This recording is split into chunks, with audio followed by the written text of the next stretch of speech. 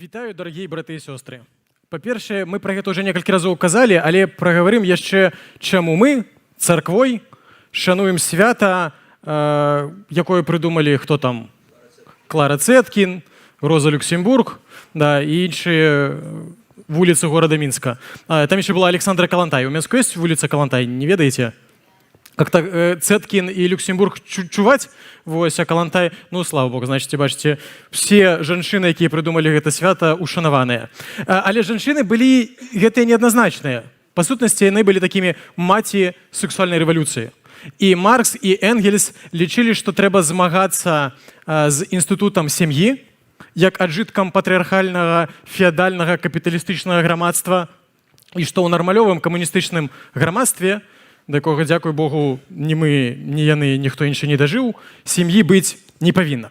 І таму мы святкуем не вось гэту камуністычную гісторыю гэтага дня. Мы проста выкарыстоўваем нагоду дзеля таго, каб нагадаць самім сябе і грамадству навокал нас, што Бог думае па гэтай тэме. І сёння вось такая тэма – гендерная рэвалюцыя Ісуса. У нейкі момант пропаведзі мы пастараемся ацэніць. Гэта проста такая правакацыйная тэма, ці можа быць гэта плюс-мінус апраўданая назва. Ведаеце, у мяне ёсць праблема. Я не надта разбіраюся ў выяўленчым мастацтве. Я плюс-мінус разумею штосьці ў музыцы. Я вучыўся ў музычнай школе, дрэнна, але вучыўся. Я слухаю музыку, у мяне хапае сяброў музыкантаў, яны мне штосьці тлумачаць. Я крыху разумею, ну, напрыклад, нават у харэаграфіі. У мяне былі сябры, якія час ад часу мне штосьці падказвалі. Дзесьці ты чытаеш і развіваешся, але вось з выяўленчым мастацтвам, мне цяжка яго разумець. Напрыклад, аднойчы быў у Дрэздэнскай галерэі. Хто-небудзь ведае самая вядомая карціна, якая выстаўлена у Дрэздэнскай галерэі? Якая? Сікстінская Мадона, правильно.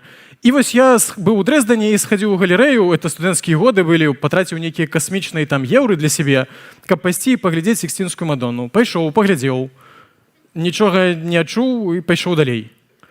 І я зразумеў, што ёсць адзін від карцін, які мяне прям реально уражвае. У незалежнасці ад сюжэта. Ведаеце, якія? Вялікія карціны. Ну, в сэнсе, прям агромныя. Ведаеце, якая самая вялікая карціна ў нашым мастацкім музеі? Вот сестра Раиса меня, может быть, поправить, но, по-моему, картина называется «Минск», 3 липеня 1944 года, Валентина Волкова. Вось гэта карціна. Калі я бачу такія карціны, яны уражваюць мяне. Памер гэтай карціны 5 метра на 3 метра. Я так разумею, што гэта, напэўна, крыху больш за наш экран. Калі я стою перад вялікай карцінай, я прям думаю, як? Як можна было намаляваць вось гэта? Навошта? Па праўдзе, нават валікам такую сцену пафарбаваць, для мяне гэта, праца. Я думаю, што атрымалася б нероўна і непрыгожа. А людзі ствараюць сюжэты. І, як правіла, гэта нейкія моцная нагода, якая матывуе чалавека намаляваць нешта настолькі вялікае. Ведаеце, што адбылося 3 ліпеня 1944 года? Мінск быў вызвалены ад нацыстаў. І гэта той дзень, калі мы зараз святкуем дзень незалежнасці.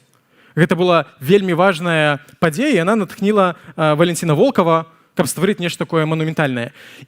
І, шчыра кажучы, калі я працаваў над тэмай, якая на сёння будзе, спрошчана кажучы, Христос і жанчыны, у нейкі момант я зразумеў, што я апынуўся перад палатном нечаканага для мяне маштабу.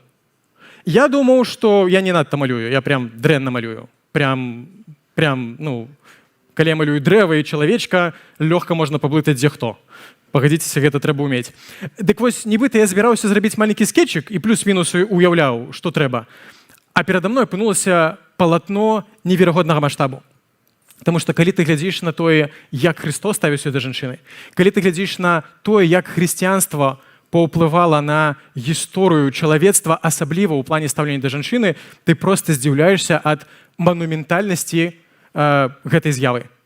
І па праўдзе, яна выклікае здзіўленне, жах, і вялікая частка таго, пра што мы будзем размаўляць, мы паразмаўляем пра тое, якім свет быў да з'яўлення Хрыста, да з'яўлення хрысціянства, таму што не верыцца ў тыя факты, якія сцвярджаюць гісторыкі. Таму давайце паглядзім на гэту манументальную картину адносінаў Хрыста, хрысціянства і аднаўлення годнасці празвучэння Хрыста. І першая частка пропаведзі мы паспрабуем адказаць на 3 пытанні. Першае гэта як змяніўся гэты свет, дзякуючы Хрысту і хрысціянству. Другое пытанне, што Христос зрабіў, каб прынесці гэтыя змяненні. І трэцяе гэта, а што мы павінны зрабіць у гэтым кантэксце. І насамрэч першы пункт у мяне будзе тэзіс цалкам грунтавацца не на пісанні. Таму што нам трэба разабрацца, якім свет быў у першыя стагоддзі нашай эры. Як тады ставіліся да жанчын, і апеляваць я буду да кнігі, якая падвярнулася мне вельмі ўдала, потым меня здзівіла. Можна слайд? Гэта класіка, увогуле гэта класіка навуковай літаратуры. Гэта даследаванне сацыолага, амерыканскага сацыолага Родні Старка, і ён апісвае першыя 4 стагоддзі хрысціянства. Ён не багаслоў, ён не хрысціянін, ён проста сацыолаг, які спрабаваў зразумець гэты сацыялагічны феномен. Вось бачыце, там адна з назваў яго кнігі, як малавядомы маргінальны рух Ісуса стаў дамінуючай рэлігійнай сілай у заходнім свеце за некалькі стагоддзяў. Як навуковец ён пабачыў, што адбылося штосьці, чаго не павінна было быць законам сацыялогіі, і ён збірае ўсю даступную інфармацыю, каб паспрабаваць зразумець і разабрацца з гэтым феноменам. Адразу скажу, ён не хрысціянін. Ён проста навуковец, і гэта важна. У нейкія моманты ён спрачаецца з Бібліяй. Біблія сама па сабе не з'яўляецца для яго аўтарытэтнай крыніцай, яна не пацвярджаецца знешнімі. Гэта скептычны навуковец. І зараз я падзялюся некалькімі цытатамі з ягонай кнігі. Вось там у яго цэлы раздзел ёсць месцу жанчыне ў рымскім грамадстве, грэка-рымскім грамадстве, і чым яно адрознівалася ад царквы. І мы паглядзім на некалькі сфер. Гэта сямейныя адносіны, раннія шлюбы, статус у царкве. Сямейныя адносіны. Спачатку, вось можна гэты дэмаграфічны баланс. Фішка ў тым, што ў рымскім грамадстве жанчын было значна менш, чым мужчын. Як правіла, нараджаецца плюс-мінус 50 на 50. Часам хлопчыкаў нараджаецца крыху болей, але хлопчыкі шмат куды лезуць, дурна себе паводзіць, таму ўжо к сярэдняму ўзросту выраўніваецца колькасць. І потым зараз у нас, напрыклад, у жанчын у сярэднім больш, чым мужчын.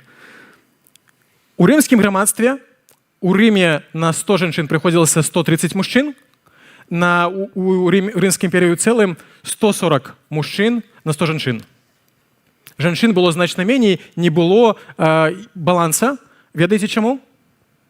Таму што была практыка інфанціцыда. Ведаеце, што гэта? Гэта калі нараджаецца малыш, і па нейкіх прычынах яго забіваюць. Па праўдзе, з маёй пазіцыі, гэта такая даволі брутальная, але вельмі лагічная форма аборта. Вось, таму што ад таго, што дзіцёнка з рызыкай для здароўя маці разрываюць на часткі за пару дзён да нараджэння, сутнасць з'явы не змяняецца. Там былі распаўсюджаныя аборты і забойствы дзяцей. І вельмі часта, калі нараджаліся дзеці, калі яны былі дзяўчынкамі, іх проста забівалі. Ёсць апісанне сем'яў, склада сем'яў, і 600 сем'яў, толькі ў 6 было больш за 2 дачкі. Дачку сабе дазвалялі вялікія сем'і, то бок, напрыклад, там 5 пацаноў, і 6-ю дзяўчынку не забіваюць. Но ўжо наступную за ёй забіваюць зноўку, у 1% сем'яў было больш за одну дзяўчынку. І, здаецца, у такім кантэксце жанчыны павінны шанавацца, праўда? Тое, што мала, тое, што ў дэфіцыце, вось за іх павінны ісці змаганне, яны павінны шанавацца не зусім так. Жанчыны ўспрымаліся дэфіцытным таварам. Дэфіцытны, напэўна, добра, а тавар, напэўна, дрэнна. Іх было мала, і іх шанавалі выключна як маёмасць, якую трэба было набыць. Багатыя маглі дазволіць, бедныя не маглі. У хрысціянскіх жа цэрквах сітуацыя з дэмаграфіяй была адваротная. Даволі хутка жанчыны, іх станавілася спачатку роўна, потым станавілася болей, і праз некалькі стагоддзяў усё рымскае грамадства змянілася праз змяненне стаўлення да царквы. І вось гэта гендерная, колькасная роўнасць дэмаграфічная, яна вельмі важная. Таму што хрысціянства выступіла супраць проста жахлівай неверагоднай сваёй сутнасці, паганскай традыцыі, все так рабілі. Гэта не было чымсьці незвычайным. Проста дзіцёнак нарадзіўся, яго забілі. І хрысціянства прайшло неверагодны шлях для того, каб спыніць гэта. Для того, каб сказаць «не». Жанчына таксама надзеленая вартасцю. Давайте паглядзім на яшчэ адну сферу, гэта сямейныя адносіны. Што станілася з жанчынай, калі яна нарэшце выходзіла замуж? Гэты дэфіцытны тавар здабываўся. Можна наступны слайд? У сямейных адносінах не было роўнасці. Мужчынам можна было ўсё, жанчынам нельга было нічога. І гэта датычылася сацыяльнай улады, нейкага ўплыву, гэта датычылася маральных правоў, і гэта датычылася эканамічных правоў. Мужчыны маглі развесці, гэта все цытаты з гэтага моманту пачынаючы, гэта ўжо прямыя цытаты Старка. Мужчыны маглі развесціся, проста загадаўшы жонцы пакінуць дом. Больш за тое, калі жанчыну спакусілі або згвалцілі, яе муж быў абавязаны па законе развесціся з ёй. То бок жанчына стала ахвярай гвалта, і муж абавязаны выгнаць яе з дому. Калі ж жанчына хацела разводу, яна мусіла папрасіць бацьку або іншага мужчыну прадставіць яе справу суддзі. Яшчэ адзін даследчык, гэта цытата Стока, Чадзік адзначыў, што ў хрысціянстве нявернасць мужа лічылася не менш сур'ёзным парушэннем вернасці і даверу, чым нявернасць жонкі. Зноўку, у паганскім грамадстве мужчына можна было ўсё, жанчынам нельга было нічога. Хрысціяне кажуць пра тое, што не. Ёсць закон Божий, перад якім все роўныя. І жанчыне нельга зраджваць мужу. Магчыме, нельга не захоўваць невернасць да шлюба. І мужчыне тое ж самае. Мы не можам уявіць, наколькі рэвалюцыйным было гэтае пастанне да таго грамадства. І гэта разварочвала цэрквы. Гэта было радыкальным адрозненнем, якое паказвала грамадству пра тое, што гэтыя людзі жывуць па-іншаму. У гэтых людзей ёсць нейкі падмурак, нейкае аснаванне, якое адрознівае ад усяго. Ну да, давайте далей. Раннія шлюбы. Вельмі рана выдавалі замуж, і гэта таксама была адна з катэгорый, дзе адрознівалася хрысціянскія сем'і ад рымскіх. Хрысціянкі выходзілі замуж у значна старэйшым узросце і мелі большы выбар адносна таго, з-за каго выходзіць замуж. Дзяўчыны-язычніцы ў 3 разы часцей, чым хрысціянкі, бралі шлюб да 13 гадоў. 10% бралі шлюб да 11 гадоў. Амаль палова язычніц выходзілі замуж да 14 гадоў у параўнанні з 20% хрысціянак. І наадварот, амаль палова хрысціянак не выходзілі замуж да 18 гадоў у параўнанні з трацінай 37% язычнікаў. Уяўляеце, што такое, калі 11-гадовую дзяўчыну выдаюць замуж? У Рыме там кажуць, што тады, напэўна, там саспяванне праходзіла раней, але была распаўсюджана практыка, калі дзяўчыны, якія дасягалі пубертата, выдавалі замуж. І мужы мелі права рабіць з імі, што хацелі. Мужы, як правіла, былі там гэта не Ромео і Джульетта, не падлеткі, равеснікі, вось гэта старэйшыя мужчыны. Хрысціяне бачылі заганнасць гэтага і змагаліся супраць гэтага. У дзяўчын-хрысціянак была магчымасць выйсці замуж пазней. Бацькі ўкладаліся ў іх адукацыю. І таксама, што немалаважна, у іх была магчымасць не выходзіць замуж, пра гэта мы таксама паразмаўляем. Можна яшчэ факт? Наступны слайд. Статус у царкве. У мяне яшчэ ёсць таксама інфармацыя па вдовам. У рымскім грамадстве слайда няма, але інфармацыя падзялюсь. Калі жанчына заставалася ўдавой, напэўна, у некаторым сэнсе гэта вось выхад з гэтага рабства, у якім жанчына жыла. Нарэшце яна становіцца свабоднай. Не зусім так, таму што грамадства вельмі ціснула на жанчыну, каб яна ішла на паўторны шлюб. Ціск быў настолькі вялікім, што нават на заканадаўчым узроўні быў прадугледжаны штраф для жанчын, якія не выходзілі замуж, авдавеўшы 2 гады. То бок, калі праз 2 гады жанчына не выходзіла замуж, яе пачыналі штрафаваць. Калі ж яна выходзіла замуж, уся ейная маёмасць станавілася маёмасцю яе мужа. Што сказалі хрысціяне? Памятаеце тэксты, дзе Павел кажа пра вдов, што і можна, што не, што лепшым не заставацца замужам. Гэта простыя фразы, ідэі, якія былі сапраўднай рэвалюцыяй. У хрысціянскіх супольнасцяў жанчынам дазвалялі, гэта была нармальная практыка не выходзіць замуж, калі яны ўдавелі. Больш за тое, хрысціянскія цэрквы стваралі такія кшталту праграмы сацыяльнай падтрымкі для бедных удоў. Таму што калі жанчына авдавела багатая, ёй трэба проста пераадолець сацыяльны ціск, заплаціць падатак, і потым яна можа жыць свабодна. Калі жанчына бедная, яна проста не можа выжыць без мужа, таму што муж — гэта асноўная крыніца яе даходу, здабытку. Цэрквы стваралі дабрачынныя арганізацыі, цяперашняй мова кажучы, якія падтрымлівалі небагатых удоў, каб яны маглі заставацца ў тым статусе, у якім яны ёсць. Можна яшчэ слайд? Статус у царкве. Не дзіва, што жанчыны, асабліва ў рымскім грамадстве, не маглі нічога, ні на што ўплываць. Яны, калі ведаеце літаратуру, фільмы, яны, канешне, знаходзілі сабе шлях. Але, звычайна, гэта быў шлях палітычнага ўплыву, маніпуляцый, дзе жанчыны, якія перажылі вельмі часта гвалт у вельмі маладым узросце, потым спрабавалі адпомсціць сваім гвалтаўнікам, змагаючыся за палітычную ўладу, будуючы нейкія козні, забіваючы тых людзей, якія былі перад імі вінаватыя. Вельмі цяжкае было жыццё. У царкве ж статус жанчын быў вельмі высокі. Зноўку, мы ведаем гэта з пісання, але давайте прачытаем, як Старк апішвае гэту сітуацыю. Уражвае вывучэнне... Да.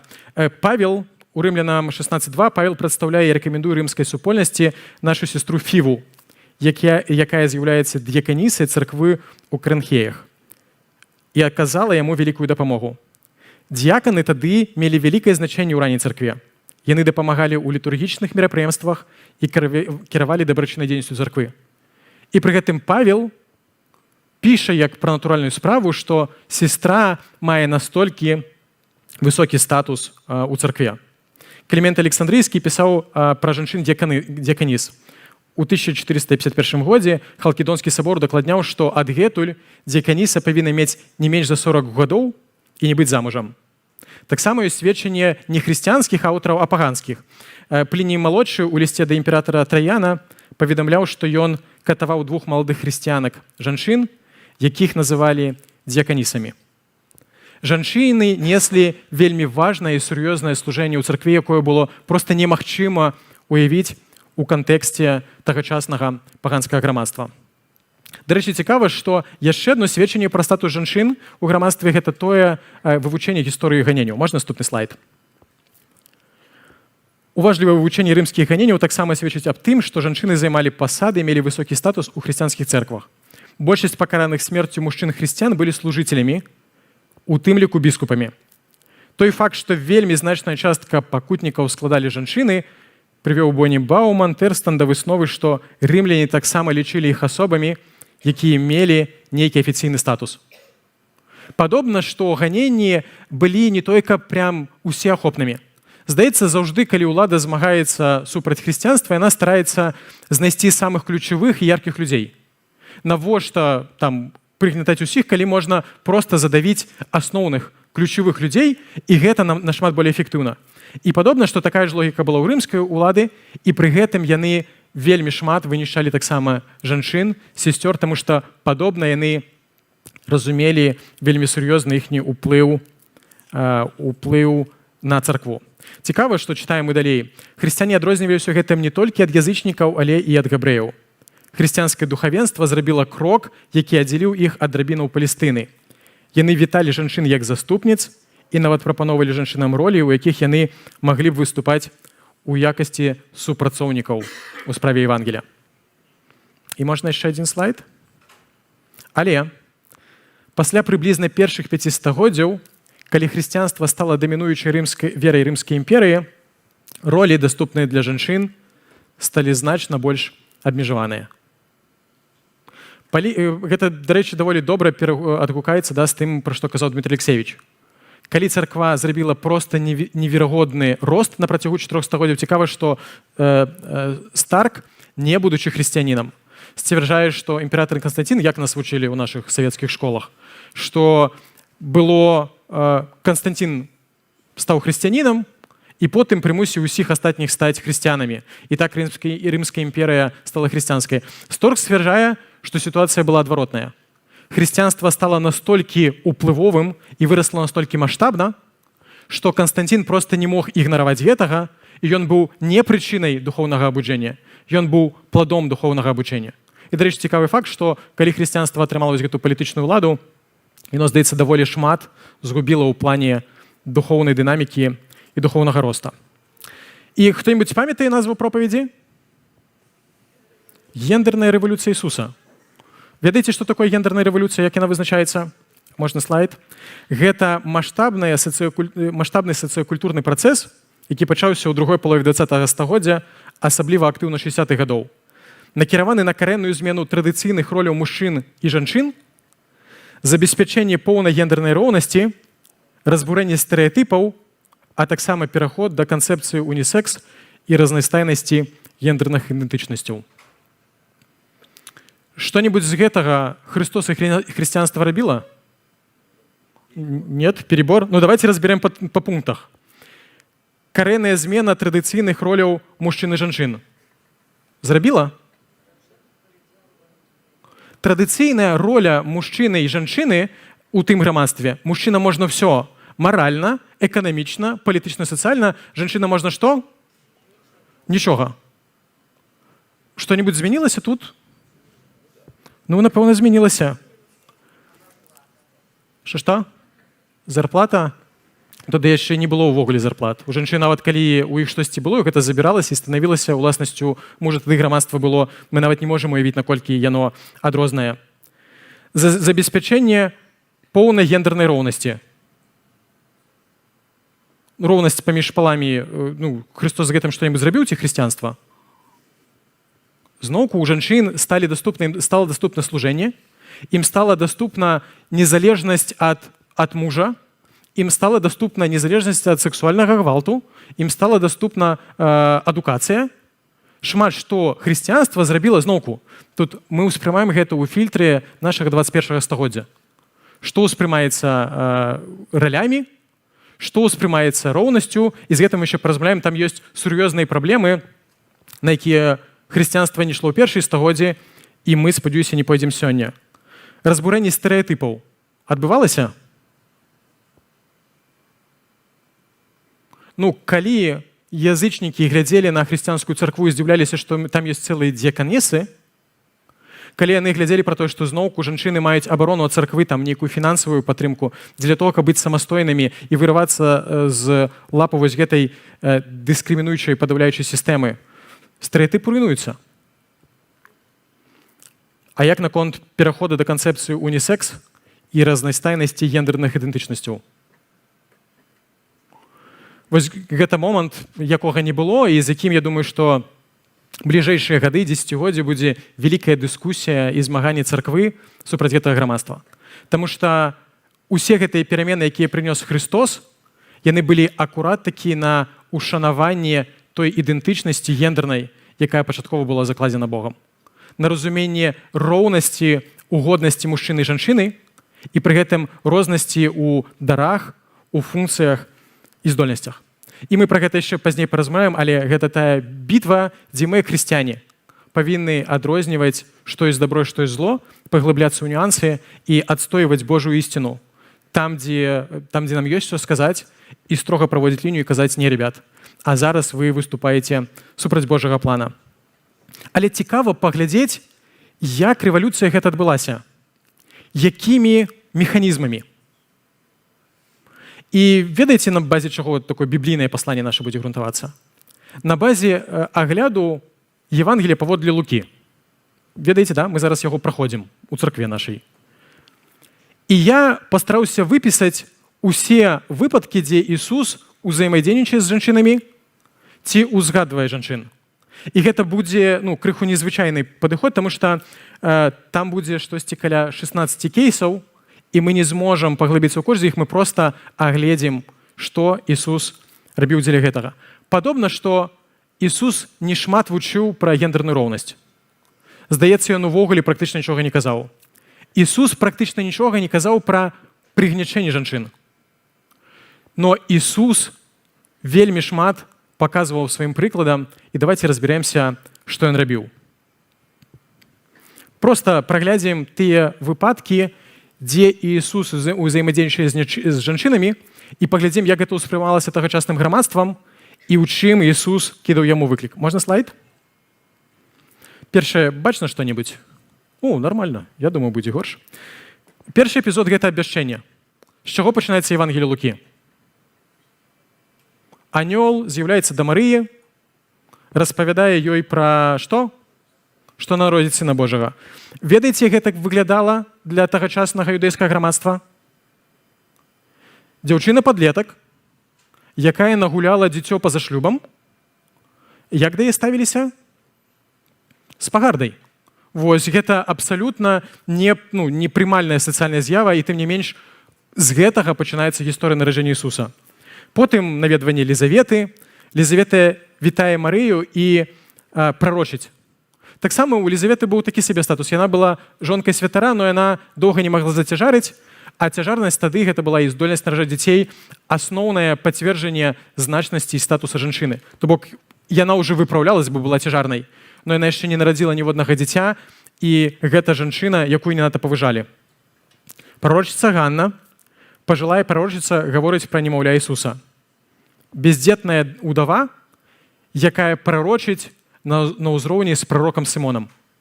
Мы атрымліваем два роўных па сваёй значнасці з біблійнага пункту гледжання сведчання. Адно ад паважанага прарока, а другое ад жанчыны, якая была побач, але Лука ставіць іх побач. Пазней уже гэта Ісус, ён прыводзіць прыклад удавы з Сарэпты. Ісус паказвае грамадству удаву, якая, мала таго, што ўдава, гэта па змаўчанні нізкі статус чалавека, таму што яна была безабаронная, так яна яшчэ была іншаземкай і, магчыма, нават іншаверкай. Ісус распавядае пра тое, што Бог паслаў Ілію менавіта да гэтай жанчыны, удавы, іншаземкі, іншаверкі. Потым Ісус ацаляе цешчу Петра. Па праўдзе, тут няма да чаго дакалівацца, напэўна, гэта было сацыяльна прымальна. Потым мы чытаем у 7 раздзеле грэшная жанчына, якая умывае ногі Ісуса і мажа дарагім алеем. Гэта быў скандал сапраўдны. Таму што кім была гэта грэшная жанчына? Хутчэй за ўсё, яна была, ёсць баганатхнёнае слова, якое не адказвае сутнасць блудніца, яна была прастытуткай, хутчэй за ўсё. Не 100%, но хутчэй за ўсё гэта была рэпутацыя, но толькі ў такіх грэхах у жанчыны магла быць такая рэпутацыя, што яна заходзіла, ўсе разумелі, вот это она, мы ведаем, чым яна займаецца. Да Ісуса прыходзіць прастытутка, што ўжо не надта класныя фарысеі, яны спакушаюцца праз гэта.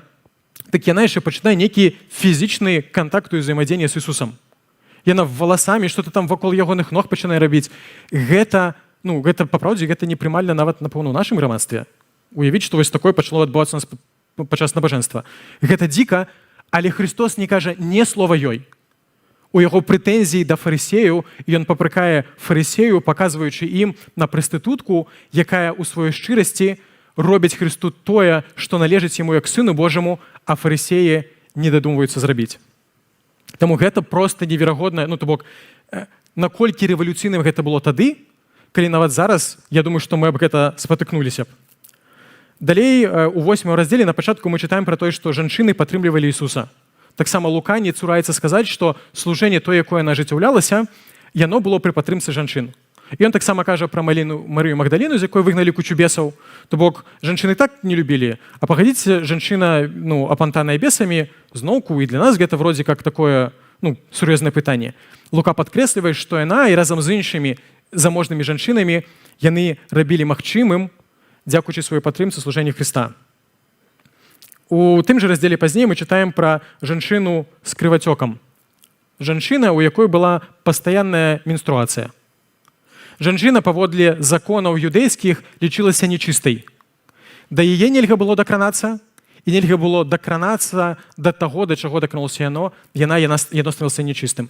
Гэта была жанчына, якая патраціла ўсе свае грошы, і уяўляеце, чалавек, які 12 год не можа дакрануцца ні да каго, да яго ніхто не можа дакрануцца, і все, да чаго яна дакранаецца, становіцца нечыста на поўны тэрмін.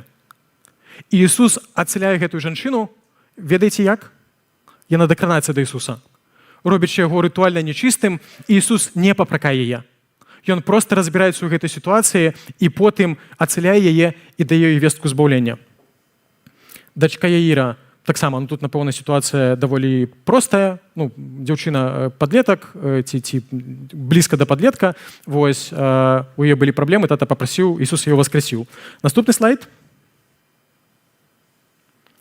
Марыя і Марфа. Ісус у доме сестер зноўку. Сітуацыя для нас звычайная, мы ее шмат разоў чыталі, но сам факт таго, напэўна, гэта гучала апошнім часам, сам факт таго, што Марфа сидзела каля ног равіна, а Ісус успрымаўся як настаўнік равін, і слухала яго, насамрэч, гэта бы ён сказала, Марыя слухала, да? Марфа мела усе правы абурацца. Не жаночая гэта справа сидзець побач з настаўнікам, з равінам. Гэта мужчынская справа. Таму і тут мы бачым руйнаванне стэрэатыпаў і шаблонаў. 13 раздзел. Жанчына сагнутая хваробай. Жанчына была апантаная дэманам, і з-за гэтага гэта праяўлялася на яе фізічнай постаці. Христос ацаляе яе, прычым не проста ён ацаляе ў суботу, парушаючы гэтым закон і выклікаючы сур'ёзныя прэтэнзіі з боку фарысеяў. Манета пра згубленую, прыпавесць пра згубленую манету, напэўна, там нармальна, згубіла, знайшла, праблемы няма. Прыповесць аб настойлівай удаве, тут уже зноўку галоўны персанаж удава, жанчына, якая у сацыяльна прыгнечаным статусе, і яна змагаецца супраць сацыяльнай несправядлівасці, несправядлівага суда. Потым дзве лепты удавы. Ісусу прыводзіць у прыклад бедную, зноўку сацыяльна безабаронную вдаву, у якой было дзве манеткі, і ён паказвае у якасці прыклада, а не багатых людзей, уплывовых мужчын, якія шмат ахвяравалі. Христос зноўку пераварочвае сацыяльнае ўспрыманне сітуацыі проста радыкальным чынам. І фінальныя моманты – гэта жанчыны ля крыжа, таму што мы чытаем пра тое, што калі Ісус ішоў да Галгофы, за ім ішлі жанчыны, і Ісус нават звярнуўся да іх. Звярнуўся да іх дочері Іерусалімскія, сказаў словы натхнення ім. А ведаеце, дзе былі мужыкі? А мы не ведаем. Но хутчэй за ўсё самыя смелыя з іх назіралі дзе-небудзь з кустоў і з-за вуглоў на Хрыста, таму што мы чытаем пра тое, што яны разбегліся у гэты час, як жанчыны верна ішлі за Ісусам Хрыстом. І фінальны эпізод – гэта жанчыны ў апошнім раздзеле атрымліваюць першымі Евангелие, ў прынцыпе, той Евангелие, які мы жывем 2000 год. Яны першымі даведваюцца пра тое, што Ісус воскрос. І тут два моманты. Па-першае, гэта не выпадкова, таму што гэтыя жанчыны, калі мужыкі сидзелі і трэсліся у горніцы, таму што страшна было, таму што за імі павінны вось-вось прыйсці, яны баяліся любога грукату ў дзверы. Жанчыны пайшлі, таму што ім плеваць была на сваю бяспеку. Ім хацелася знайсці, дзе той Ісус, якога яны так любілі, які перамяніў іхняе жыццё. І Бог, ён не гуляе у гульні, у яго не бывае выпадковасцяў. Бог сваёй суверэннай воляй даверыў жанчынам гэтую самую важнае пасланне, якое было ў гісторыі чалавецтва пра тое, што Ісус хоць і памёр і воскрос. І гэта, дарэчы, была таксама нерацыянальная, таму што сведчанне жанчыны, што ў юдэйскім, што ў рымскім грамадстве успрымалася ніжэй, чым сведчанне мужчыны. І калі мы пачытаем нават рэакцыю вучняў, вучні не паверылі. Хаця гэтая навіна і прыклад жанчын надаў ім смеласці, здаецца, яны забылі троху пра бяспеку і пабеглі туды. Кніга Лукі – гэта проста набор неверагодна моцнага паслання Хрыста. Христос нічога не казаў пра гендерную рост, прынамсі тут. Ён не казаў пра прыгнечаны стан жанчыны ў тамтэйшым грамадстве. Але Христос – гэта увасобленае Слово Божие. Ён увасобленая істина, таму вельмі часта справы Христа значаць нашмат болей, чым нават ягоныя словы. І здаецца, першая царква, яна прачытала гэтае пасланне. Таму што пры мінімальнай наяўнасці вучэння, хаця ёсць эпізод, памятаеце, калі Ісус тлумачыць пра сямейныя адносіны, што яму сказалі мужчыны? Ісус, па сутнасці, гэта адно з шматлікіх пасланняў, Ісус кажа, трэба, каб мужыкі ў шлюбе паводзілі сябе гэтак жа, як жанчыны. Што сказалі мужыкі? Калі так, то мы женіцца не згодныя. Які сэнс у шлюбе, калі мужчыны і жанчыны маюць роўныя правы? Гэта было скандалам і правакацыяй для рымскага грамадства, але гэта таксама было скандалам і правакацыяй для юдэйскага грамадства, але вербальна гэта правакацыя прагучала адзін раз, можа быць два. Але ўсё пасланне Хрыста было пра тое, што ён успрымаў жанчыну па-іншаму. На чым грунтавалася гэтае пасланне? Можна слайд? Я думаю, што яно грунтавалася на вельмі простых базавых ідэях. У быцці першым раздзеле 27 вершы мы читаем: «І стварыў Бог чалавека на вобраз свой, на вобраз Божий стварыў іх. Стварыў яго, мужчыну і жанчыну стварыў іх». Годнасць жанчыны вызначаецца не тым, колькі яна робіць, не тым, як яна служыць, і нават не унікальнай здольнасцю да нараджэння дзяцей. Годнасць жанчыны прынцыпова грунтуецца на яе падабенстве Богу. Жанчына і мужчына створаны па вобразу і падабенству Божаму.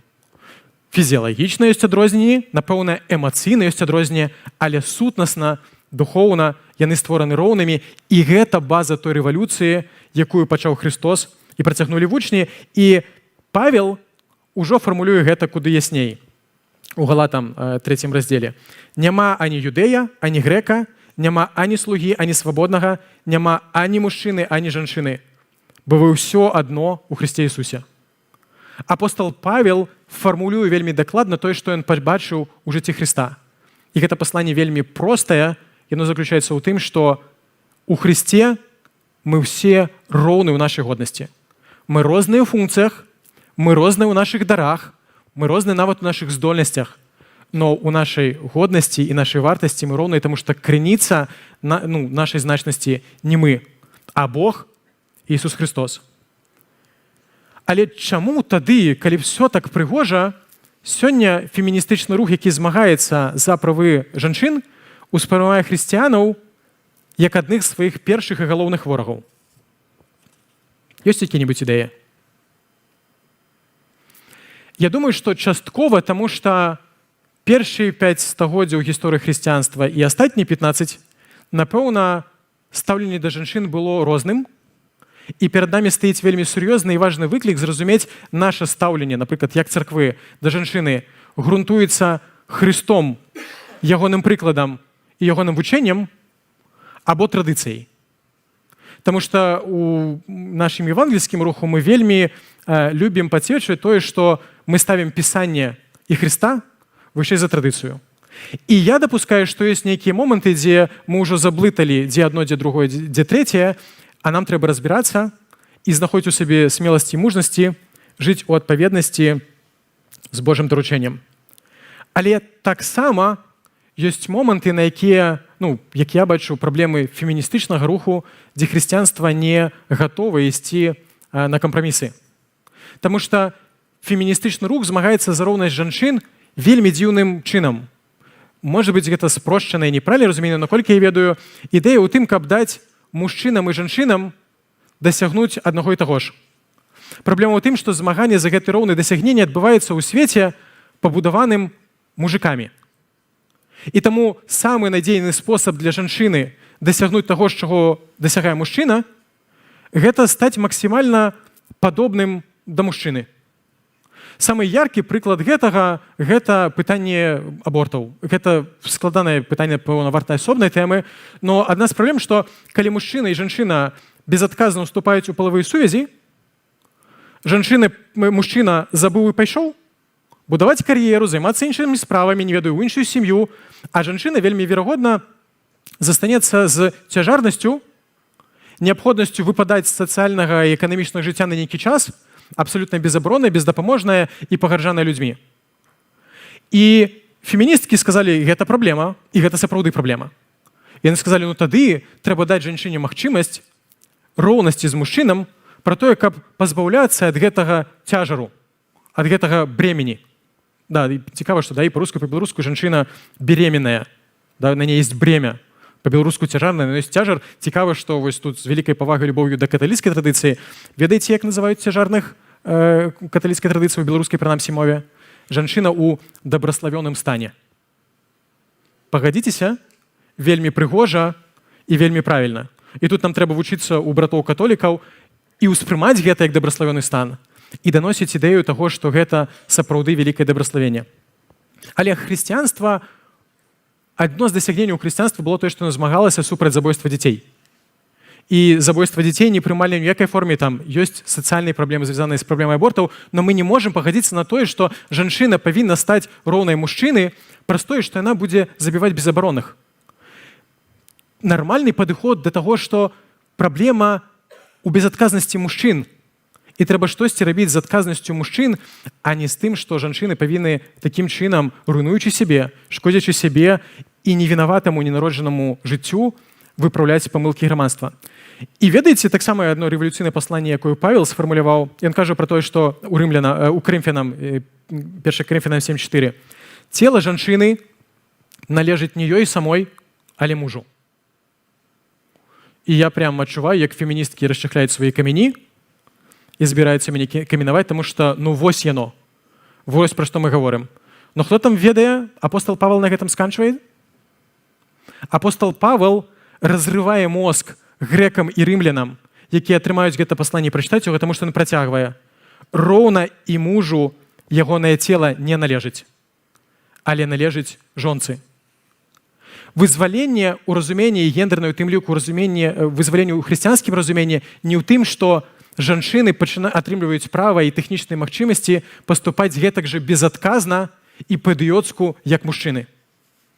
Хрысціянскае вырашэнне ў праблему ў тым, што людзі становяцца сазалежнымі, і мужчыны пачынаюць сябе паводзіць так жа адказна, як павінны паводзіць сябе жанчыны, таму што яны фізіялагічна выношваюць дзіця.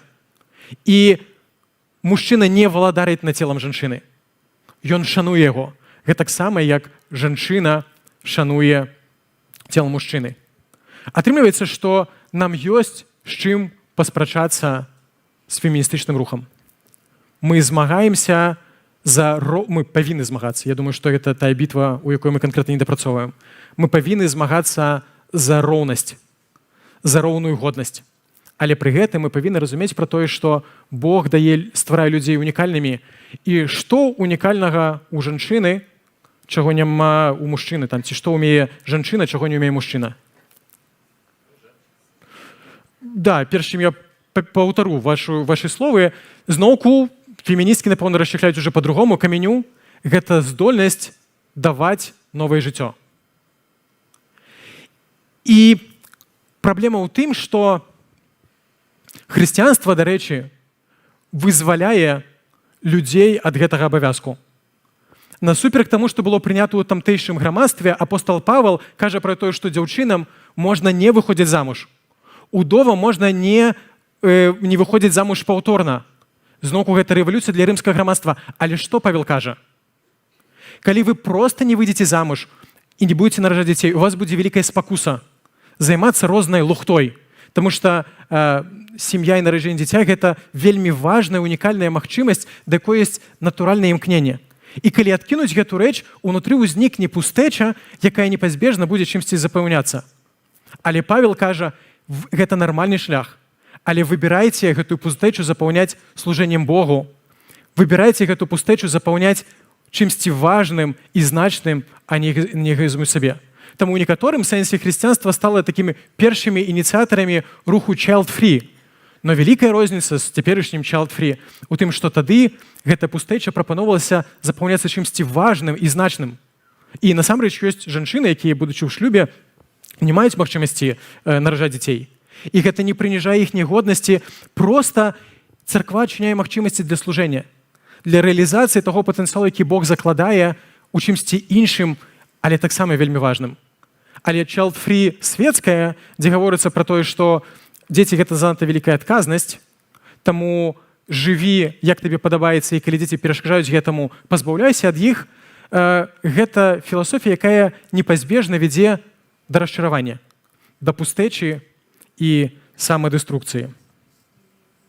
Дарэчы, адзін уже на развітанне, зусім тэхнічнае пытанне, неяк у мяне некалькі разоў запытвалі, чаму Христос, і это прэтэнзія феміністак, чаму пісанне такое маскуліннае? Напрыклад, самае простае пытанне, чаму Бог паслаў сына, а не дачку? Пагадзіцеся, калі б прыйшла дачка, это бы, адразу бы змяніла баланс ад пачатку. Моя гіпотэза, тут ёсць два моманты. Адна гіпотэза, адзін факт. Моя гіпотэза ў тым, што гэта пасланне эмансіпацыі, выраўнівання значна мацнейшае, калі яго нясе мужчына. Калі б гэта рабіла жанчына, скандалу ў гэтым не было, ці ён быў бы меншы. Ясна, за сваіх топіт. Калі гэта робіць мужчына, у гэтым ёсць асаблівая сіла. Ну, а яшчэ адзін факт. Я думаю, часам мы ў дыскусіях пачынаем успрымаць хрысціянства як грэцкія там ці рымскія міфы. Вось, і спрабуем зразумець, чаму гэты міф прыдумалі менавіта так. Праблема ў тым, што я ўпэўнены, што хрысціянства не міф, а апісанне аб'ектыўнай рэчаіснасці, таму самы просты адказ на пытанне, чаму Бог паслаў сына, таму што ў яго быў сын. Калі б у Бога была дачка, магчыма, ён паслаў бы дачку, не ведаю. Але аб'ектыўны факт у тым, што ў Бога быў сын, ён паслаў таго адзінага, хто у яго быў. І зараз у завяршэнне падсумуем. Сёстры, вы неверагоднае дабраславенне. І мяркуючы па гісторыі царквы, па цяперашняму моманту, мы не разумеем, наколькі вялікае вы дабраславенне. І, можа быць, недзе мы вас абмяжоўваем, таму што баімся ў поўнай меры даць вам паказаць, наколькі вы вялікае дабраславенне. Господ даваў унікальныя магчымасці, унікальныя якасці, і мы рады, што вы ёсць побач. І разам з тым, я думаю, нам, як царкве, трэба вучыцца фільтраваць, што мы робім правільна і што неправільна. Нам трэба падняць сапраўднае евангельскае ўспрыманне жанчыны, евангельскае змаганне за яе правы і магчымасці. Пры гэтым не падмяняючы паняцці, разумеючы пра тое, што Бог стварыў людзей роўнымі, але рознымі. І хоча спадзявацца, што мы станем царквой, якая ўмее шанаваць гэта адзінства ў рознасці. Таму што Ісус кажа, што калі людзі пабачаць адзінства ў нас, адзінства ў разнастайнасці дадам я, то яны зразумеюць, што Ісуса паслаў менавіта Бог, таму што па-іншаму немагчыма растлумачыць тых радыкальных перамен, контрінтуітыўных, перамен, якія не мелі нічога падобнага ў гісторыі да гэтага і пасля, якія адбыліся, сведкамі якіх мы з'яўляемся. Давайте устанем і звернемся да Господа. Вялікі Бог, я дзякую Табе за тое, як разнастайна і класна Ты стварыў гэты свет. За тое, што Ты не рабіў яго аднолькавым, Ты даваў нам свабоду, Ты даваў нам рознасць. І я дзякую за тое, што ёсць сёстры, Господ, што Ты іх стварыў. Дзякую, гэта вельмі класная ідэя. Дзякую за тое, што таксама Ты пастаянна змагаешся з тым дысбалансам, які быў 1000 год таму, які аднаўляецца зараз, і што Ты заўжды нагадваў, наколькі годныя сёстры, што яны не менш годныя, не менш вартыя, чым браты, вось таму што яны таксама носьбіт Твайго вобраза і падабенства. Я прашу, Господ, каб Ты даваў нам вось гэта свабоду, гэта разуменне, і каб Ты, я не ведаю, дапамагаў нам адрозніваць, што правільна, што неправільна, калі ёсць нейкія моманты, якія нам трэба выпраўляць, пакажы нам ім і дай мужнасці выправіць. Але дай нам таксама разабрацца з тым, якое пасланне Ты ўклаў нас, твоё разуменне ісціны Тваёй вось у гэтай роўнасці, і каб у нас хапала мудрасці і смеласці выступаць супраць касякоў і праблем у гэтым грамадстве. Каб мы не проста прыводзілі свет вакол нас да роўнасці, але каб гэта была роўнасць сапраўдная, грунтоўная і не праз самадыструкцыю, не праз прыніжэнне іншых, Господ, а каб яна была праз такое поўнае раскрыццё таго патэнцыялу творчага, духоўнага, сацыяльнага, які Ты заклаў і ў мужчын, і ў жанчын. Слава Табе, Господ, за тое, што Ты з намі, і за тое, што Ты вучыш нас, і за тое, што Ты паказваеш нам прыклад. Амінь.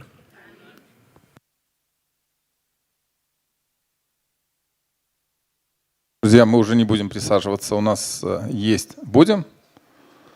Ну хорошо, Дмитрий предлагает присесть еще. Потому что